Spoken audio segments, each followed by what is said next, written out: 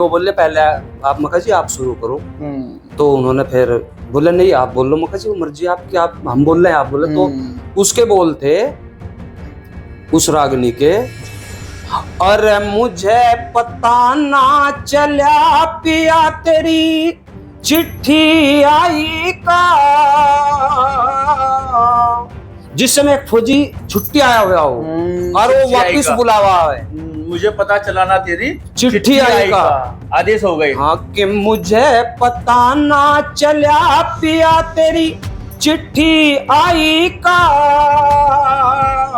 और आया बुलावा रे गोरी लद्दाख लड़ाई का। तो तसला बजा के बाल्टी बजा के गांव से शुरुआत की और लोग देखते थे, प्रभावित होते थे। मान तन मैं एक खेल सिखाऊंगी, अरे खेल सिखाऊंगी तन मैं एक खेल सिखाऊंगी, गुरु से मंगवा ले सामान तन मैं एक। संस्कृति रही है बिगड़, ना है किसी के ध्यान में, शिक्षा की कमी है आज भी पूरे हिंदुस्तान में। महान गायक रागनी गायक मास्टर मेनपाल बसेड़ा अब हमारे बीच में नहीं है। अपनी कला के माध्यम से और माँ सरस्वती के द्वारा दिए गए सुरों के माध्यम से उन्होंने कला संस्कृति और इस परिवेश को, जिसको हम देहाती परिवेश कहते हैं, हमेशा जिंदा रखने का काम किया है। और वास्तव में जीवन के वो पहलू तो शायद हम नहीं भूल सकते। जब मास्टर मेनपाल बसेड़ा जी मंच पे होते थे और सुरताल माँ सरस्वती के आशीर्वाद से उनके जबान से निकलते थे, उनके ढोल से जो भी उनके पास संसाधन होते थे उनसे निकलते थे, तो लगता था कि आज भी हमारी संस्कृति के पोषक या पोषकता देने वाले कलाकार हमारे बीच में हैं।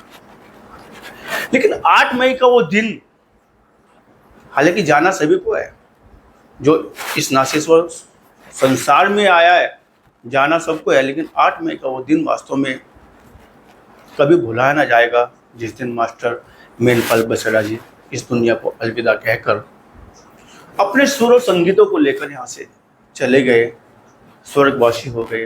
पूरे जीवन काल पे, उनके जीवन खंड पे चर्चा करने के लिए हमारे साथ में प्रसिद्ध रागनी गायक करसनपाल जी राठौर जी हैं।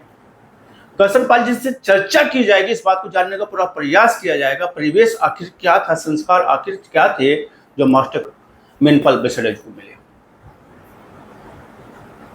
जीवन भर तपस्या की, साधना की और जबान प्रदान की राग को, जिनको रागनियां कहा जाता है, यादें स्मृति शेष है। मेनपाल बसेड़ा जी हमारे बीच में नहीं है। जी आपका बहुत बहुत स्वागत है जीडी न्यूज पे। बहुत बहुत धन्यवाद अनुज प्रताप सैनी जी। जी शुरुआत यहीं से करते हैं कि जीडी न्यूज, आपके दर्शकों का भी बहुत बहुत धन्यवाद। जी शुक्रिया आपका बहुत बहुत। शुरुआत यहीं से करते हैं, मास्टर मेनपाल बसेड़ा, वो नाम जो हमारे बीच में नहीं है, कभी भुलाया नहीं जा सकेगा। जी जी। आपको कितना प्रभावित कर रहा है? मैं तो जानता हूँ, जब भी मुझे मंच पे उनको सुनने का मौका मिला तो वास्तव मुझे रोंगटे जिसको कहते हैं ना, रोंग खड़े हो गए। और अभी भी मैंने रागनी उनकी सुनी है जब से पता चला, और मन तो बहुत व्यथित है उनको जाने के बाद में। तो आप कितना नजदीक रहे हैं उनके, और क्या सीखने को क्या? सबसे पहले तो महाशय जी हमारे बीच नहीं रहे, महाशय मेनपाल बसेड़ा जी। मैं अपनी ओर से, अपने परिवार की ओर से, अपने इष्ट मित्रों की ओर से, सभी की ओर से उनको श्रद्धांजलि देता हूँ और परमपिता परमात्मा से प्रार्थना करता हूँ कि दिवंगत आत्मा को अपने श्री चरणों में वास दे और परिवार को, इष्ट मित्रों को और चाहने वालों को, सभी को ये दुख सहन करने की शक्ति दे। मेरा सवाल आपसे ये था कि मास्टर मेनपाल बसेड़ा एक नाम नहीं, एक युग था रागनी के उस परिवेश का जो गाया जाता था। क्योंकि आप भी उसी क्षेत्र से हैं, कितना प्रभावित किया है उन्होंने आपको? क्या जब आप रागनी में आ रहे थे, इस दुनिया में आ रहे थे, क्या लगता था कि मेनपाल बसेड़ा जैसा मुझे हो जाना है या उसी कदमों पे आगे चलना है? बिल्कुल ठीक कहा आपने, बहुत पहली बात है। और मेनपाल बसेड़ा जी जिन्होंने खद्दर क्षेत्र का नाम रोशन किया। खद्दर आप बात कर रहे हैं, गंगा खद्दर की बात? जी जी जी, गंगा खद्दर, जी जी। बसेड़ा जो है, बसेड़ा खद्दर के नाम से प्रसिद्ध है। जी। और स्वर्गीय चौधरी घसीटा सिंह जी, उनके पिताजी का नाम था। उनके 4 पुत्रों में सबसे बड़े मैनपाल बसेड़ा जी, और जिन्होंने लगभग 1990 से पहले ये इतने संसाधन नहीं थे। जब शुरुआत की तो तसला बजा के, बाल्टी बजा के गांव से शुरुआत की, और लोग देखते थे, प्रभावित होते थे। और फिर लगभग 5-6 साल ऐसे ही। और शुरू में जब हम भी छोटे थे तो मैनपाल बसेड़ा जी हमारे गांव में भी बहुत आए। अच्छा, गांव के लोग बताते हैं कि हमारे चौधरी अनंगपाल जी हैं, उनके यहाँ बहुत आते थे, और वहीं पर तसला बाल्टी बजा कर सारी रात रागनियां सुनाते थे। मतलब इस बात का भी नहीं था कि हमारे पास संसाधन ना, होंगे, ना, ढोलक होगी, बिल्कुल हारमोनियम होगा, फलाना होगा, तो ये बिल्कुल कुछ निकलेगा। नहीं। जरा सा भी वो, जहां भी किसी ने कहा थाली मिल गई, थाली पीट, थाली मिल गई तो थाली, तसला मिल गया, तसला पीट तसला दिया, मिल जो गया, मिल गया वो तसला पीट दिया, जो मिल गया उसी से शुरू हो गई। क्या लगता मना है, थी ही नहीं। यहाँ पे एक सवाल आ जाता है, क्या लगता है कि माँ सरस्वती के वो साधक थे, माँ सरस्वती के उपासक थे, बिल्कुल माँ सरस्वती को ऐसी आवाज जो कहीं भी सुनने वाला एक बार खड़ा होकर सुन कर चले। और लगभग 35 साल उन्होंने रागनी जगत में, और उनका जुड़ाव जो है फिर महाशय सतपाल दोसा जी, दोसा जी से बहुत नजदीक दोसा जी की उनकी जो 2 चश्मी रागनियां हैं, अगर कोई रास्ते से जा रहा है और वो रागनी कान में पड़ गई तो सुने बिना रह नहीं सकता। मैं कह रहा हूँ कि रोम खड़े हो जाते हैं जब रोम उनको सुनते हैं। बिल्कुल। और हमें, जब हमने शुरुआत की उस समय, ये बहुत पहली बात है, हम गए थे, गुरु फकीरा दास का मेला लगता है धमात में, जैसे मीरकपुर में लगता है। अच्छा, धमात में भी लगता है? धमात में भी लगता है। इसी गुरु जी का लगभग इस मीरकपुर मेले से बाद में लगता है। अच्छा अच्छा अच्छा, 1 महीना बाद में। आजकल का जो समय चल रहा है। जी जी जी, तो हम वहां गए, हमारे साथी थे और हमारे साथ, तो हमने पहली बार मैनपाल जी को वहां पे मंच पे गाते हुए देखा। मेले में जो मंच था, मेले में जो मंच था उसमें बड़े बड़े कलाकार रहे थे। मास्टर राम कुमार शर्मा जी थे, और महाशय भुल्ले राम जी थे, और जी सुनीता पांचाल जी थी, और जी और भी बहुत कलाकार थे बाहर से, क्योंकि हमारी शुरुआत थी। और पहली बार हमें वहां मिले, और इन्होंने बहुत ही अच्छी, जब इनका नंबर आया, इन्होंने बहुत अच्छी एक वो भजन रागनी जो भी कह लो महाभारत से है। हाँ हाँ, महाभारत में बड़ा काम किया उन्होंने, महाभारत से थे। सही कह रहे हैं आप। जिसके बोल थे, गुरु से मंगवा ले सामान तेरा, तन में खेल सिखाऊंगी। ऐसी आवाज नहीं चाहिए आपकी। करसनपाल राठौर की जो आवाज होनी चाहिए उनको श्रद्धांजलि के लिए, कि वो आवाज होनी चाहिए आपकी। जाइए।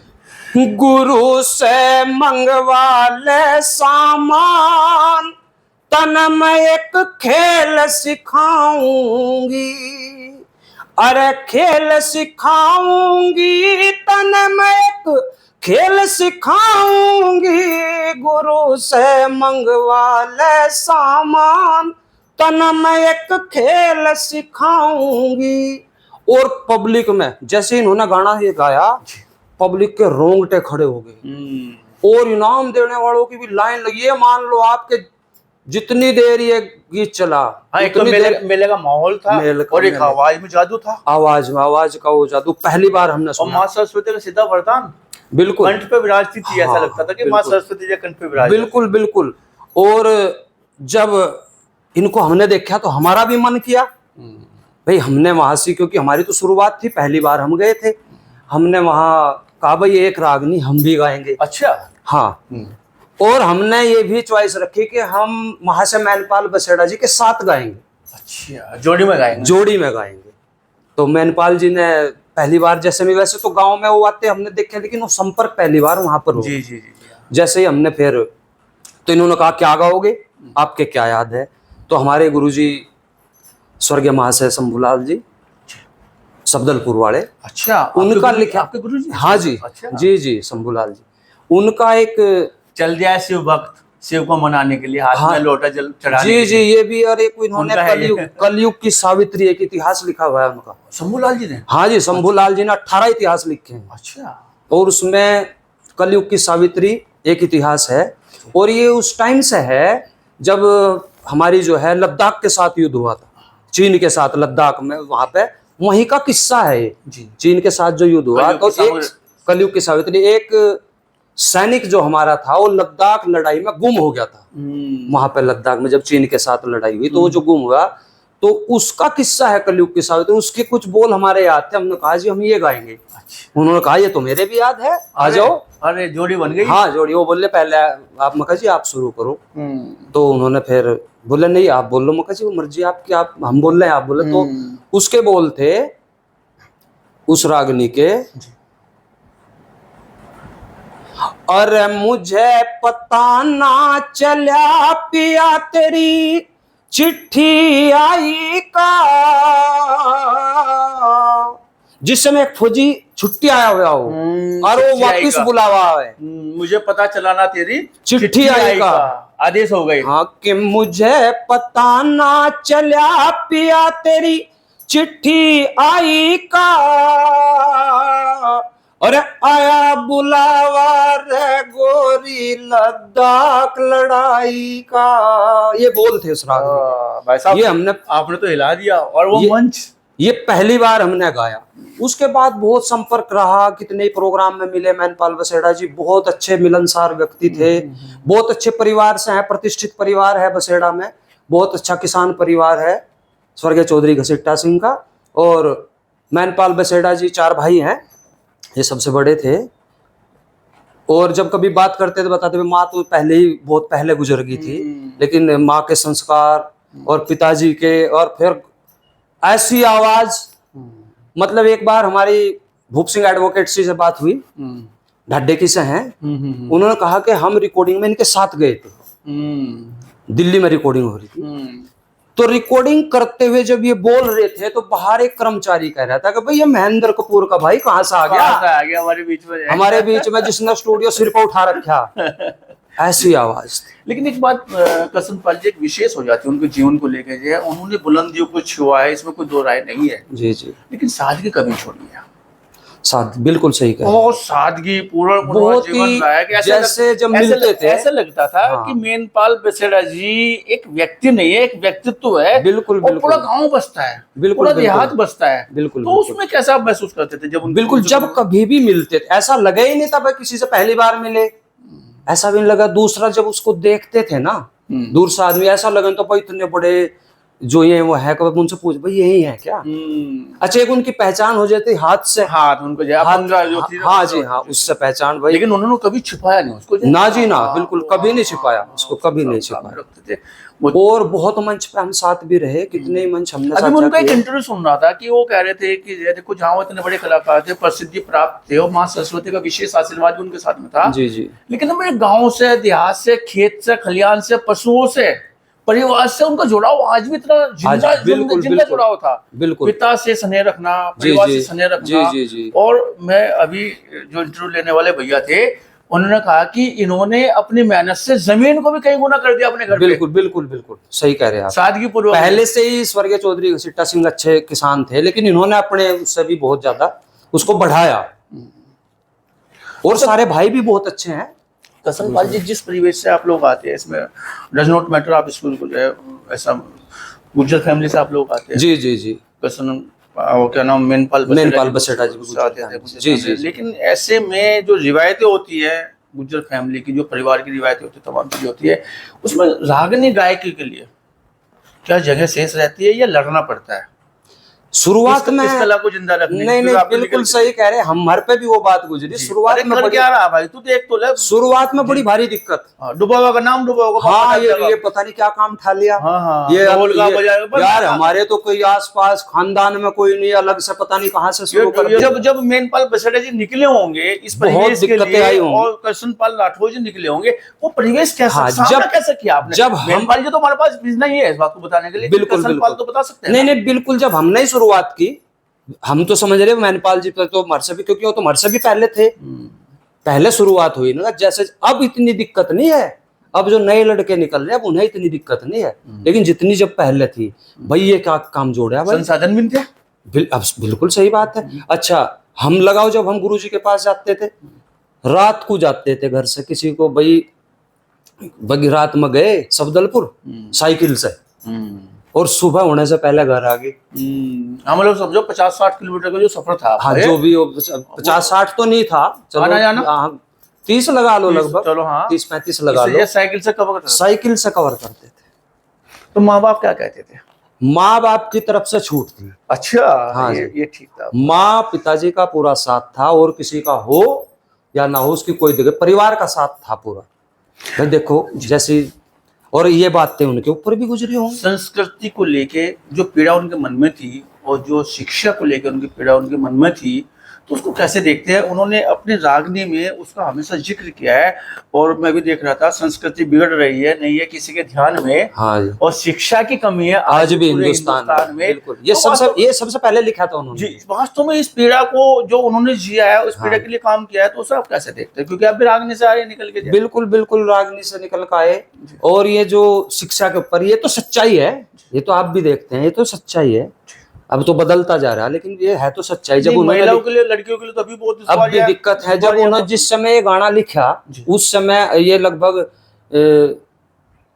90 की बात है, 90-91 की बात जी। और उसके बाद देख लो आप फिर, और 96 के बाद तो 35 साल के आसपास, 96 के बाद तो फिर महाशय जी से, सतपाल दोसा जी से उनका जुड़ाव हो गया। और फिर तो गड्डी ऐसी चली कि हजारों रागनियां छलांगा मार मार के हाँ, चली ऐसी जाती है। ऐसी अच्छा, चली। कुछ महाभारत का कोई किस्सा आपको याद है जो सुनाना चाहते हैं हमारे दर्शक के लिए? क्योंकि आपको पूरा देश देख रहा है। पूरा उनका तो जो भी आप उठा लो, वो सारा कुछ कहीं से ले लो, कहीं से शुरू कर लो, कोई रागनी ऐसी पहले क्या उठाएंगे? ऐसी रागनी क्या कोई नहीं उठाएंगे? है। अब हम सतपाल दोसा जी को भी गाते हैं, और महाशय मैनपाल बसेड़ा जी को भी गाते हैं। और उनके लिए तो एक वरदान थे हमारे महान कवि लड्डन सिंह जी। लड्डन सिंह जी लड्डन सिंह ने जो लिखा, और मैनपाल बसेड़ा जी और सतपाल दोसा जी ने गाया। कि शब्दों को चयन इतना मतलब ऐसा रहता है कि बड़े आराम से जो उसको एक्सेप्ट किया जाता है। लड्डन सिंह के बारे में उन्होंने बात कही है। जी, इतने इतिहास लड्डन सिंह जी ने, इतनी रागनियां उनको लिख कर दी। और मैनपाल बसेड़ा जी और महाशय सतपाल दोसा जी ने उनको जो आवाज दी, अमर कर दिए महान कवि लड्डन सिंह जी भी। और हमारे जो महाशय जी हैं थे, अब हमारे बीच नहीं रहे। क्या अगर ये तो जीवन है, देखो जो आया उसको जाना पड़ेगा, और उसके लिए स्थिति कुछ भी हो जाए, लेकिन जो आया है वो जाएगा एक दिन जरूर। और ऐसा होता नहीं कि भाई जाने से दुख तो बहुत भारी, चाहने वालों को इतना भारी दुख है। मन कर रहा है आपका मैनपाल जी को गाने का, सुनाने का मन कर रहा है आपको? मैं तो जितनी उनकी रागनियां हैं सारियों को गाता हूँ। कुछ सुना। मैनपाल बसेड़ा जी की जितनी रागनियां हैं, मैं उनको ज्यादातर मैनपाल बसेड़ा जी, सतपाल दोसा जी ही गाता हूँ। अच्छा, अपने कार्यक्रम जहाँ भी होते हैं, उनकी कोई सी कहीं से भी रागनी ले लो। अब एक रागनी हमने बहुत गाई, गाते भी यार, मैनपाल बसेड़ा जी की जो आवाज जब चलती है, जो बस सुनने लायक। एक तो महाभारत से ही ले लो आप पहले। हर जो 15 दिन में नहीं बना, ओ काम तुम्हारा कल बन जा, तेरे मन की चाही कर दूंगा जो, मेरा सारथी सल बन जा। ये बात कर्ण कह रहा दुर्योधन से कि अगर मेरा सारथी शल्य तुमने बना दिया तो जो 15 दिन में नहीं होया, मैं कल कर दूंगा, मुंह मोड़ दूंगा, मुंह मोड़ दूंगा। भले ही दादा भीष्म नहीं रहे, गुरु द्रोणाचार्य नहीं रहे, लेकिन कर्ण है। और लेकिन शर्त यह है, ये रागनी जब चले, सुन के देखो, महाभारत को जिंदा कर दिया लोगों ने, महाभारत को जिंदा कर दिया, अपनी संस्कृति को जिंदा कर दिया। किसान की पीड़ा मास्टर मैनपाल बसेड़ा जी ने रखी है अपनी गायकी के माध्यम से। जब तंगी में तंग है देश का किसान हो गया, जब से तंगी में तंग देश का किसान हो गया, फिर भारत कृषि देश प्रधान हो गया, फिर से भारत। बिल्कुल बिल्कुल, तो उन्होंने किसान की पीड़ा को भी रखा है, किसान की पीड़ा को भी रखा, तो एक गांव का जो परिवेश, शिक्षा को भी रखा, किसान की पीड़ा को भी रखा, अपनी संस्कृति के हिसाब से हर चीज उन्होंने रखी। और माँ सरस्वती की ऐसी कृपा थी कि उनके मुंह से जो भी निकला था, बस समझो आवाज। और आप सुनो, उनकी आवाज अमर होगी, और उनके जो चाहने वाले हैं उनके दिलों में हमेशा जिंदा रहेंगे, जिंदा रहेंगे। अरे रेढ़ी वाला अगर कुछ बेचने के लिए गांव में आ रहा तो उसमें मैनपाल बसेड़ा बज रहा। उनकी आवाज में हम घेर में बैठे रहे, बाहर आवाज आई, वो देखे क्या है, अजी वो कुरकुरे वो बेचने वाला है, वो क्या बोले पॉपकॉर्न बेचने वाला है, उसमें रागनी चल रही। बताओ ले भाई, वहां से सतपाल दोसा जी और दो चश्मे, और वहां से मैनपाल बसेड़ा जी, दो चश्मे रागनी उसमें चल रही। हाँ, मतलब जो है वो अपना काम भी कर रहा है, वो काम भी कर मेन रहा है पाजी को भी और सुन रहा है, और दोसा जी को भी सुन रहा मैनपाल है। जी को भी सुन रहा। बहुत ही ये शाश्वत सत्य है कि अब हमारे बीच में नहीं है ऐसे महान कलाकार जिन्होंने जी, जी। हमें जादू भरी रागनी दी है, जादू भरी आवाज दी है, और हमारी संस्कृति को, हमारी पहचान को, देहात को जिंदा रखने का पूरा प्रयास किया है, बिल्कुल, और उस बिल्कुल। परिवेश से आके प्रयास किया है जिस परिवेश में बहुत सारे प्रतिबंध रहते हैं। जी जी जी जी। कृष्णपाल सही कह रहे हैं। राठौर जी, आप भी उनके उपासक है, आप भी साधना कर रहे हैं उस क्षेत्र में, आपके भी अग्रज है, आपके भी गुरु तुल्य हैं वो। जी, जी, किन बिल्कुल। शब्दों में श्रद्धांजलि देना चाहेंगे मास्टर को, मेनपाल बसेड़ा जी को, जब हमारे बीच में नहीं? अच्छा सुनो, एक बात और उनकी मेरे याद आ गई, रागनी और याद आ गई उनकी, जो मैंने बहुत सुनी और बहुत गाई भी, मैं आज भी सुन रहा था जी। आज भी हम गाड़ी में बैठे जा रहे थे तो वही रागनी चल रही थी कि बल रहा नहीं बलहीन करण बलकारी हो गया, बल रहा नहीं बलहीन करण बलकारी हो गया, फिर बैठन का स्थान पकड़ना भारी हो गया, बल रहा नहीं बलहीन करण बलकारी हो गया। ये रागनी उस वक्त की है जब द्रौपदी स्वयंवर में द्रौपदी ने मना कर दिया, पहले माँ बाप का नाम बता फिर धनुष चलाना, तब ये मछली की आंख को बीनना। उस समय जब वो कर्ण का जो अपमान हुआ तो वहां की ये बात से उठे शब्द है, ये शब्द है कि उस पर क्या बीतती उस टाइम, बल रहा नहीं बलहीन करण बलकारी हो गया, और फिर बैठन का स्थान पकड़ना भारी हो गया। बैठने जो मतलब एक इज्जतदार आदमी को भरी सभा में कोई उंगली भी उठा दे जलील कर तो उसके लिए कितना भारी हो जाता, और वो भी जब वहां का या प्रतियोगी हो या शादी, और उसमें उसकी लायकी भी रही हो वहां पे। और एक हमारा जो ये है सुदामा जी का जो है, सुदामा कृष्ण सुदामा से बहुत अच्छी रागनी उनकी, हुआ दर्द सुदामा के दिल में, बड़ी चोट चोट पर लाग गई, ऐसे नहीं उसी बात। देखो पता क्या, ये श्रद्धांजलि हम देना चाह रहे हैं मेनपाल जी को, और वास्तव में श्रद्धांजलि हृदय से होती है। जी बिल्कुल, जबान से नहीं होती है। तो हृदय से जो आए आवाज निकल के वो मेनपाल बसेड़ा जी की श्रद्धांजलि हो सकती है। तो उसी भाषा में आप बात रखिएगा। नहीं सुदामा चरित्र को जाइए।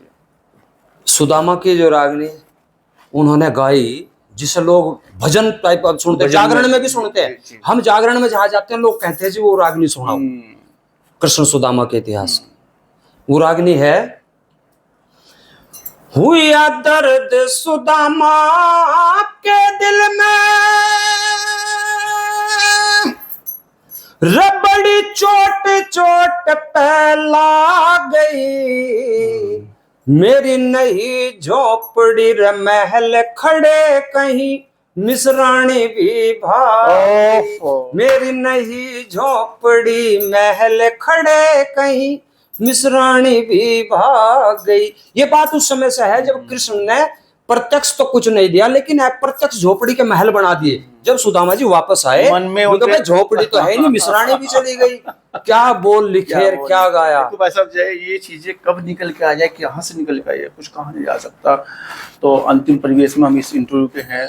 मेनपाल बसेड़ा जी के लिए आपकी श्रद्धांजलि आ रही है। शब्द या कैसे आप श्रद्धांजलि देने जाते हैं, अंतिम समझिए क्या कहना चाहते हैं उनके जीवन को लेके, आज के परिवेश को लेके, अब नई जो पौध हमारे बीच में आ रही है, जी जी वो किन चीजों का ध्यान रखे जो मेनपाल बसेड़ा जी हमारे बीच में बिल्कुल नए, हमेशा जीवंत रहे, हमेशा जिंदा रहे। अपनी संस्कृति देखो, जितने भी कलाकार हैं, बड़े कलाकार भी हैं, छोटे नए कलाकार बहुत नए कलाकार बहुत आ रहे, उन सब से मेरा एक ही निवेदन है, एक सुझाव है, भाई अपनी संस्कृति से जुड़े हुए, अपने परिवार का सबका ध्यान रख के जो भी बोल रहे हैं, क्योंकि एक जो बोल मुख से निकल गया वो वापिस तो होने वाला है, ठीक। बड़ा सोच समझ के और पूरा ध्यान रख के, और जैसे हमारे महाशय मेनपाल बसेड़ा जी, महाशय सतपाल दोसा जी, जिन्होंने उन सब की सब चीजों का ध्यान रखा, आगे जो है अपनी प्रतियोगिता बढ़ावे, आगे एक से एक कलाकार नए हमारे बहुत उभर कर आ रहे, सबके लिए मेरी शुभकामनाएं हैं। हालांकि बहुत सारे लोग आ गए इस परिवेश में, इस रागनी गायकी में, उसमें क्या मेनपाल बसड़े जी की तरह आप भी जैसे सने दे सकते हैं उन नए अंकुरित बच्चों को जो सीखना चाहते हैं, जो कदम बढ़ाना चाहते हैं, जी, कदम बिल्कुल, बिल्कुल, रखना बिल्कुल। चाहते हैं, क्योंकि आज आप क्या उनके जाने के बाद पिता जब चला जाता है तो पुत्र जी, को जी। जो है जी, जी, दर्जा बिल्कुल। बढ़ जाता है, बिल्कुल, पगड़ी बन बिल्कुल। जाती है। तो ऐसे बिल्कुल। कहीं ना कहीं आपका भी राय संबंध, बिल्कुल, तो जो बिल्कुल। नव अंकुरित बच्चे हैं तो नए अंकुरित बच्चे हैं, वो अपना जो है आगे इसमें पढ़ रहे, और जिन्हें हमारे सहयोग की जरूरत होगी हम तैयार हैं, 24 घंटे तैयार हैं, दिन रात। तो तुम्हारे साथ में प्रसिद्ध रागनी गायक कसमपाल राठौर जी, और वास्तव में ये सच है कि श्रद्धांजलि शब्दों से नहीं दी जा सकती है, भाव का विषय है।